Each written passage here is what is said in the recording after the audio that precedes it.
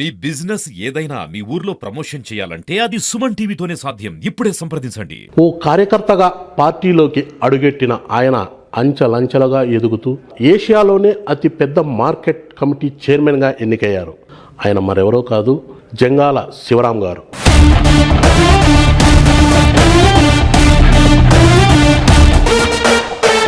ఇప్పుడు మీరు నాన్న చూస్తే మిలిటరీ అన్నారు, తర్వాత కల్టివేషన్ కూడా భారీగా చేస్తున్నారు.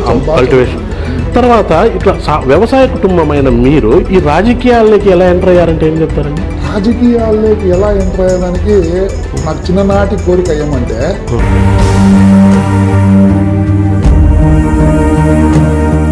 తెలుగుదేశం పార్టీలో ఉన్నప్పుడు మీ ప్రస్థానం సాగించేటప్పుడు మీకు అప్పట్లో ఎమ్మెల్సీ గౌనుగారి శ్రీనివాసులతో మీకు మంచి సత్సంబంధాలు ఉండేవి కదండి?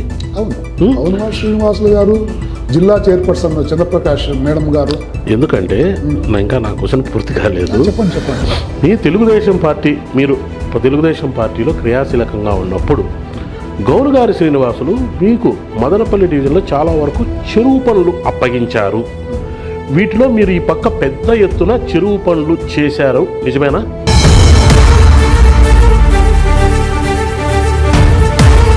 చెరువు పనులు మదనపల్లి డివిజన్ అంతా కాదు, అది ఫస్ట్ వెనక్కి తీసుకోవాలి.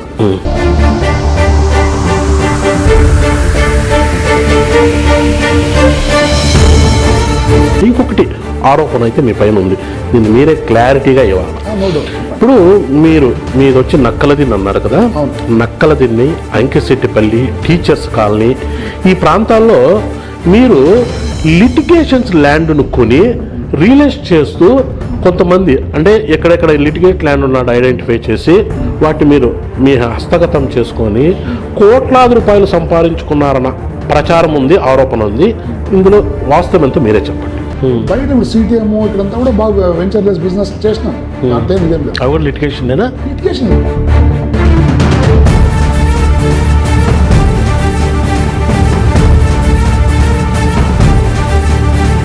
ఇప్పుడు ఒకటి శివరాం గారు, రాజకీయాలు ఎవరైనా ఎదుగుతా ఉండారంటే వాళ్ళ మీద ఒక రాయేసేకి కొంతమంది ప్రయత్నం.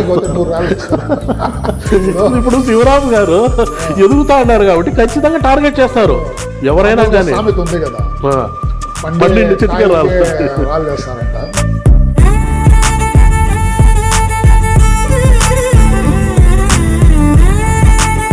ఇప్పుడు మదనపల్లి మార్కెట్ యార్డ్ చైర్మన్గా మీరు ఎన్నికయ్యారు.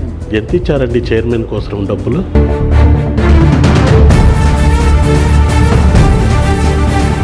ఎందుకంటే గతంలో కొంతమంది చైర్మన్ పదవి పొందేకి డబ్బులు ఇచ్చి చైర్మన్ పదవి పొందామని ప్రచారాలు ఉన్నాయి, కొంతమంది ఆరోపణలు కూడా ఉన్నాయి. అట్లా జంగాల శివరాం కూడా ఏమన్నా డబ్బులు ఇచ్చారా? ఇది మా పార్టీ జనసేన పార్టీ. మా అధ్యక్షులు ఉప ముఖ్యమంత్రి గారు శ్రీ పవన్ కళ్యాణ్ గారు డబ్బు పార్టీ, కులాల పార్టీ. ఎవరైతే కష్టపడతారో అతనికి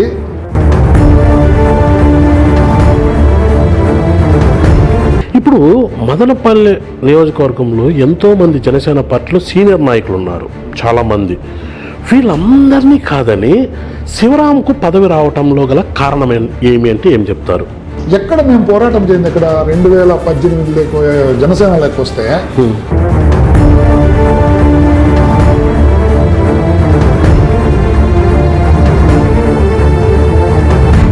ఈ తెలుగుదేశం పార్టీలో ఉన్న విభేదాల కారణంగానే జంగాల శివరాంకి పదవి వచ్చిందని ఒక ప్రచారం ఉంది. ఇట్లా వాస్తవం ఎంత అంటారు? ఎందుకంటే ఇప్పుడు తెలుగుదేశం పార్టీలో ఉన్న నాయకత్వం కానీ, కూటమి అంటే బీజేపీ కానీ, ఇప్పుడు కూటమిలో అంటే బీజేపీ, జనసేన, తెలుగుదేశం పార్టీ, వీళ్ళు తెలుగుదేశం పార్టీ వాళ్ళు తమ పార్టీకి చెందిన వారికే మార్కెట్ యార్డ్ చైర్మన్ ఇవ్వాలనేసి తీవ్రంగా ప్రయత్నించారు. అలా అధికారం 2-3 గ్రూపులు కొన్ని పేర్లను వాళ్ళ అధిష్టానానికి ఇచ్చారు. ఇది పెద్ద తలకాయ నొప్పి అయిపోయింది అధిష్టానానికి. ఈ నేపథ్యంలో ఎందుకు వచ్చిన తలకాయ నొప్పి? కూటమిలో భాగంగా ఉన్న జనసేనకి అంటే అందులో భాగంగానే మీకు ఈ పదవి వచ్చిందని ప్రచారం కూడా ఉంది. ఇందులో వాస్తవం ఎంత అంటారు? ఇప్పుడు మీరు చెప్పిన పాయింట్కి వస్తే ఏదో వాళ్ళు ఎక్కువ కొట్లాడుకొని నాకేదో ఇచ్చినట్టు అది మీరు చెప్పేది.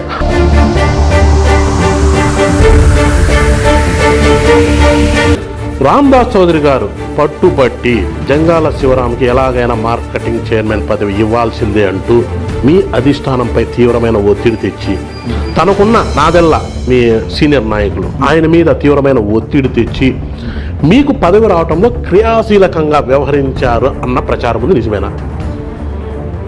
దీంట్లో ఒత్తిడి అనేదాన్ని పక్కన పెట్టండి ఫస్ట్.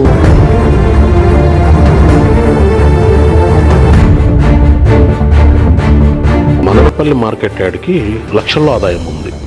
అంటే మీరు కొత్తగా వచ్చారు కాబట్టి బాగా లక్షల్లో ఆదాయం ఉంది. కానీ సౌకర్యాలు నాకు తెలిసి అంతగా అక్కడికి వచ్చే కార్మికులకు కానీ రైతులకు కానీ ఏమి అంత మెరుగైన సౌకర్యాలు ఏమి కల్పించలేదు. మీరేమన్నా దీంట్లో కొంత స్టెప్ తీసుకొని అక్కడికి రైతులకి ఇంకా మెరుగైన సౌకర్యాలు కల్పించేందుకు ఏమైనా చర్యలు తీసుకుంటారా? అప్పుడైతే 10,000 మంది 5,000 మంది రైతులు నీకు కూలీలు అందరూ లారీ డ్రైవర్లు క్లీనర్లు